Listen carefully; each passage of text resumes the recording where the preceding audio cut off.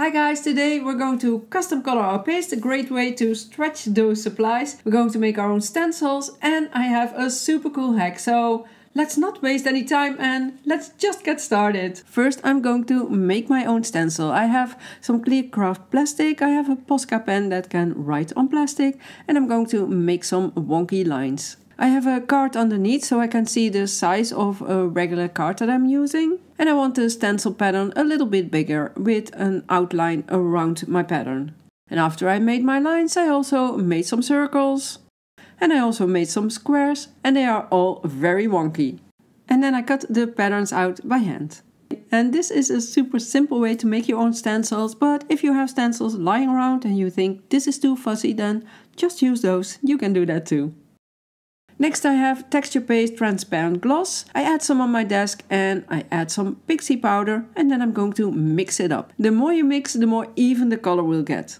And if you want some color variation in your paste, then don't mix it completely. And then I'm going to apply the paste through a stencil. If you want to learn more about working with stencils and paste and getting the best results, I have another video for you that you can find in the top right corner. And I have a guide to go along with that.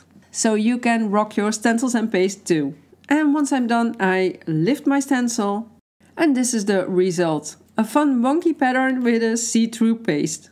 And of course I can mix it with another color like pink for instance. And I'm going to apply that through my striped stencil. And I lift that and that gives you another really fun background. Another option to use is the translucent grit paste. And I'm going to mix that with an orange-yellow Pixie powder. This paste has a bit of texture, so it feels a little bit different when you apply it. Once I have my pattern down, I'm going to lift the stencil again. And I have a little trick for the leftover paste. Just add it on a piece of plastic, add some plastic wrap on top. And this has been there for a day.